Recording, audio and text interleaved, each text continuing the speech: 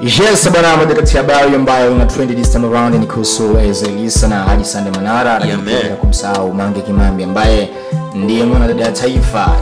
Jana aliweza kukiamsha kwenye mitandao na kwenye hizi all digital platforms baada ya kuweza kuposti voice note ambazo zinamuonesha ama tukimsikia Haji Sande Manara akiwa anazungumza ama kumzungumzia vibaya GSM boss wake ambaye kampa ubrand ubarozi wa mikataba kibao. Lakini pia kwa upande wa msanii Alikiba na tukaona pia Alikiba akiweza kumjibu, lakini pia kwa upande wa Aileen Uwoya. Kwa hiyo alikuwa katika situation ambayo yeye mwenyewe Haji Sande Manara anazungumza kwa kuomba msamaha, ni kwamba ni vitu ambavyo faragha alikuwa anazungumza yeye pamoja na mpenzi wake, lakini suddenly baada ya kuweza kuachana na Zaiylissa vimekuwa published kwenye mitandao ya kijamii, kitu ambacho kimemfanya Haji Sande Manara kuwa very disappointed. Na kitu ambacho tumekuja hapa kuzungumzia katika Rukiba Film Online, mimi na ndugu yangu hapa naitwa Dimswati kuhusu Zaiylissa.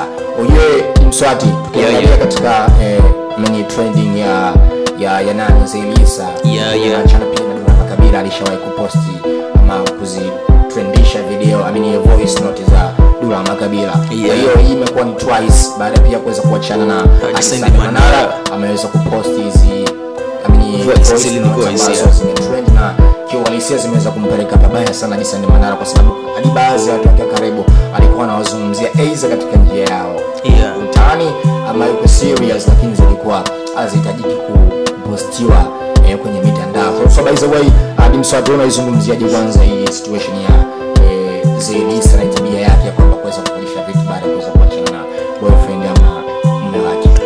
Kwanza kabisa mwanangu Ameli, huu mimi napenda kuitaga ni ushamba, unajua bwana, kwa sababu Zaiylissa yeye amefanya sasa hivi kwa sababu kaachana na mwenzake, yeye anachukulia fresh mwenyewe, lakini kuna wakati mgumu ambao Haji Sande Manara anaopitia, unaelewa, kwa sababu yeye Haji Manara anafanya kazi na bosi wake, alafu ikitokea mtu anaenda kukugombanisha wewe na bosi wako ambao unategemea kupata ugali, unaweza kusema sisi watu unaweza kusema ni uchawi afu ni ushamba, umeelewa?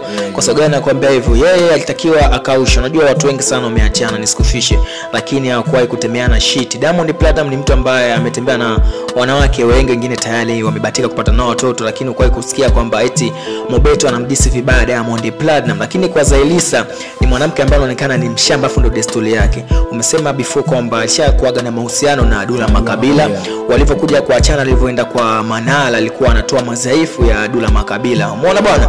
Kwa inaonekana ni tabia yake. Kwa muda huu tunaongea for this time around, pia baada ya kuachana na mume wake Manara amelink zile voice ambazo alikuwa akimwongelea pia bosi wake, lakini pia msanii kutoka hapa Tanzania Alikiba.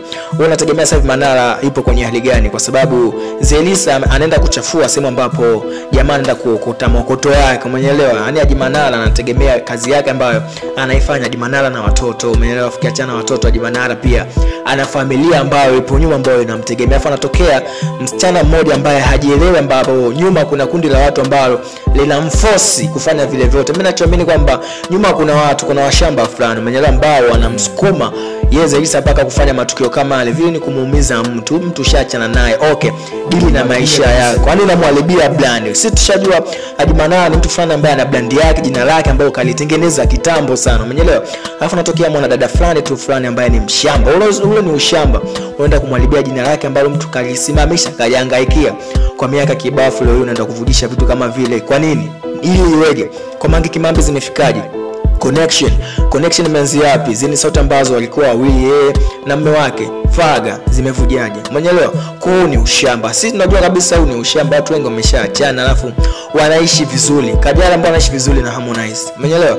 Ni vitu fulani ambavyo havipendezi kabisa kwenye jamii. Kwa hiyo kama kuna watu pia wapo nyuma kwa Zaiylissa, nao ni washamba, umeelewa? Kwa sababu hapa ni maisha, umeelewa?